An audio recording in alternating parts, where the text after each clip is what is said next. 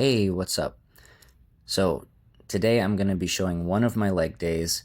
I have two leg days, one of them for quads and calves, and another one for glutes and hamstrings, which might sound odd, but I'm giving it a try, seeing how it goes. Anyway, today is going to be quads and calves, so I hope you enjoy it. Be sure to like, comment, all that stuff. If you don't enjoy it, drop hate comments. So I'm going to start out with 3 sets of barbell hack squats. Now, obviously, I don't have a hack squat machine in my apartment, but I do have a barbell. And this is a super old school exercise that predates the hack squat machines. And I absolutely love this exercise. It's honestly my favorite quad exercise. It is super stable and it takes all of the load off of your spine and your lower back and puts all of it onto your quads. Your quads take the full load. So they are screaming during this exercise. The only real downside is, as you can see, because of the size of the plates, you can't really get that much depth on these, which honestly does suck. I'm sure there's a way around it. I've actually ordered some, I'm not sure what to call them. They're little wedges that you stand on for squats to elevate your heels. So after those arrive and I try them out, if it goes well, maybe I'll do a video on that and let you guys know. Because it honestly would be so cool if I was able to hit full depth on this exercise, because it is really fantastic. Anyway, I'm going to go ahead and skip ahead to showing the next exercise, which is going to be Zercher squats. These are also for 3 sets. The hack squats and the Zercher squats are also in the 4 to 8 rep range.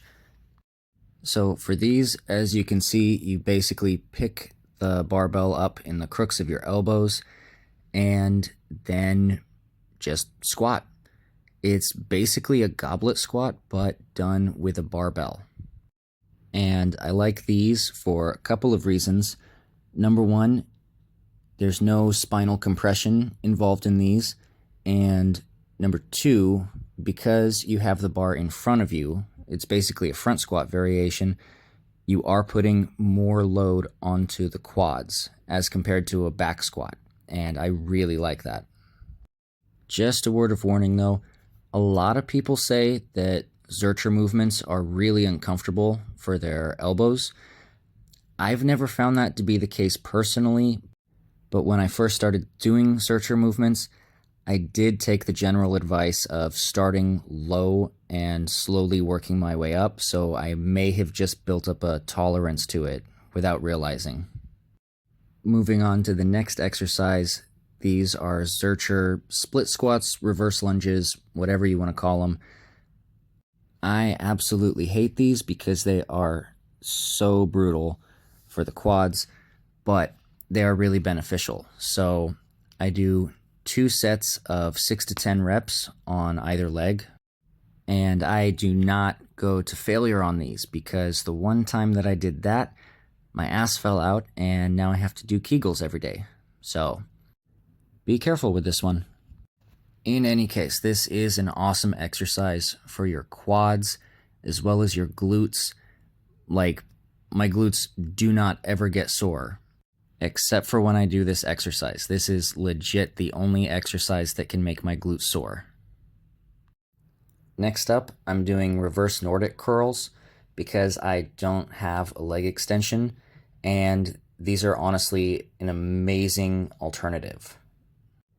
I do them for 3 sets just to failure. 3 sets, as many reps as I can until I can't get back up. And these are really, really difficult. If you've never done them before, I recommend using some bands. Secure a band to something in front of you, like your squat rack or power rack if you have it, and hold on to the band as you lean backwards. And don't try to go all the way down the first time. I'm still working on getting all the way to the floor, and I'm not there yet because these are so brutal. And I'm just going to show these until I hit failure, and then I'll move on to some calf work, starting with standing barbell calf raises. These I do for 3 sets of 4 to 8. I load them up heavy. I've got 125 kilos or 275 pounds on here. And some people might wonder why I'm holding the barbell in my hands.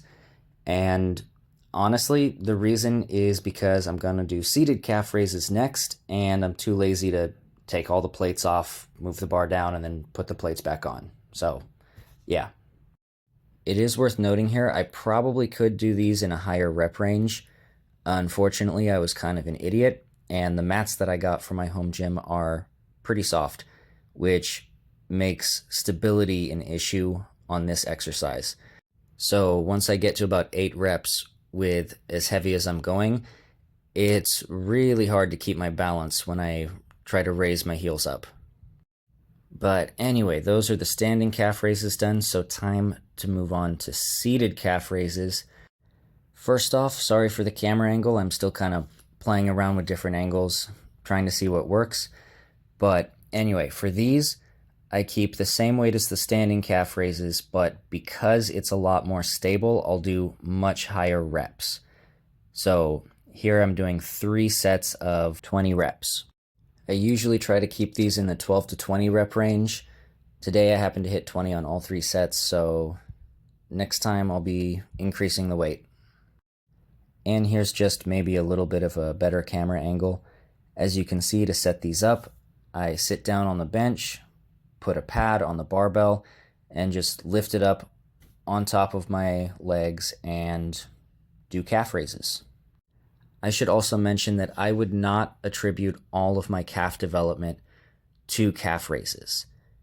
I also do an obscene amount of walking. Like, even on a day where I don't do that much walking, I'm still getting like 12, 13, 15,000 steps in minimum. I also take the stairs as often as I can, and I walk up and down the stairs on the balls of my feet. And I really do think that that has contributed. It's not going to make a big difference in the short term, but I've been doing that for like 20 years, just walking a ton every day, going up and down stairs on the balls of my feet, and I really do think that over a long time, that does make a difference in calf development. But if anyone wants me to do a video where I just talk more in depth about that, then let me know in the comments. I'd be happy to do that. Anyway, with my leg work done, I've still got a little bit of time, so I like to do a superset of the ab wheel with the wrist roller. And maybe that's not particularly interesting, so I'll just kind of gloss over that, but the ab wheel I do 3 sets of 20, and then the wrist roller I do 3 sets of 3 to 6 reps, counting all the way up and all the way down as 1 rep. Here I'm doing it with 10 kilos or 22 pounds, and I think I got like 4 or 5 reps on this day. And that's pretty much going to do it for this one. So if anyone has any thoughts, any questions, let me know. Let me know what you guys do for your quads and calves. And because I did this video, I think it makes sense to do hamstrings and glutes next. So be sure to look out for that one, which should be dropping next week. Anyway, hope you enjoyed, and I will see you next time.